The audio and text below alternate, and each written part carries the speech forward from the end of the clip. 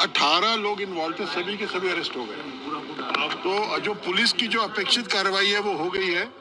उसमें जो दूसरा मुद्दा है वो ये है कि आपको मालूम होना चाहिए कि जेजे एक्ट में प्रावधान है कि 16 से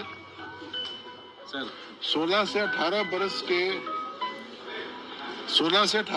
के बच्चे जो है, यदि वो गंभीर कांड में संलिप्त होते हैं तो उनका ट्रायल अडल्ट के रूप में चलाया जा सकता है।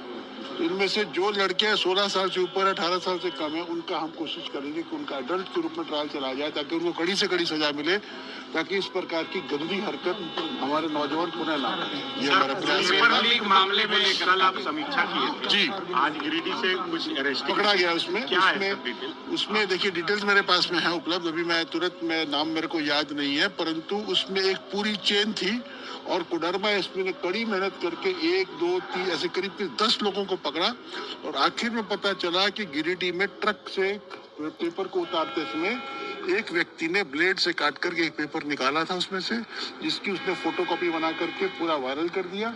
वो पेपर भी उसके घर से बरामद हो गया, सारे लोग अरेस्ट हो गए। इसमें हम लोग कड़ी कार्रवाई कर रहे हैं और मुझे उम्मीद है कि ये अब दोबारा ऐसी घटना नहीं घटनी चाहिए। कोचिंग से जुड़ा था या? नहीं, कोचिंग से नहीं जुड़ा हुआ था, नहीं, साधारण व्यक्ति है, एक ऑर्डिनरी लड़का है जो खुद पढ़ता भी था, लेबर का काम भी करता था, उसी ने काम किया और वो पकड़ा गया है और पेपर रिकवर हो गया है।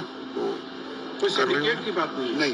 कोई सिंडिकेट की बात नहीं, कोई सीजीएल वाले कुछ अपडेट? सीजीएल वाले में देखिए, हम तो अभी उसकी जांच करवा रहे हैं और मैंने बार बार लोगों को बोला है कि आपके पास कोई भी एविडेंस हो तो आप प्रस्तुत कीजिए। 50 लोग हमारे पास में आए, फोटो दिखाते हमारे को, ये पेपर लीक हुआ, वो पेपर लीक हुआ, पूछते कैसे हुआ, तो हम ट्रेन में जा रहे थे, बगल में लड़का बैठा था, वो पेपर पे कुछ लिख रहा था, मैंने पेपर का फोटो खींच दिया। तो हम उससे पूछते हैं, भाई जब तुमने पेपर का फोटो खींचा तो व्यक्ति का फोटो खींचा? नहीं खींचा।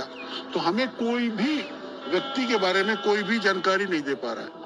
तो हमें लगता है कि कुछ प्रयोजित शक्तियां इस पूरे प्रकरण में पेपर को लीकर बताने का प्रयास कर रही हैं या पूरे व्यवस्था को बदनाम करने का प्रयास कर रही हैं, लेकिन फिर भी हम एक ओपन माइंड के साथ खड़े हैं।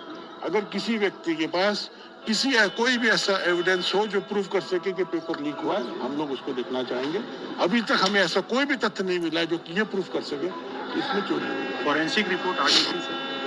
फॉरेंसिक रिपोर्ट आ गई, लेकिन फॉरेंसिक रिपोर्ट से प्रूफ नहीं होगा। इसलिए प्रूफ नहीं होगा कि आप अगर अपने मोबाइल का आप अपना टाइम बैक करके, उसमें मेन आरोप क्या है? मेन आरोप ये है कि मान लीजिए पेपर 9 बजे शुरू हुआ तो 8:15 बजे पेपर हमारे पास आ गया, ये उसका कहना है।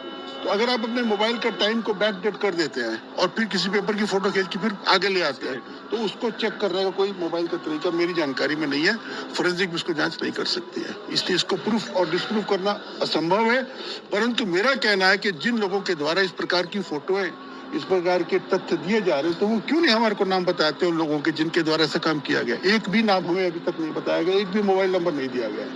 सिर्फ इस प्रकार की फोटो दे करके पूरे व्यवस्था को, पूरे इन्वेस्टिगेशन को दिग्भ्रमित करने का प्रयास किया गया है, किया जा रहा है।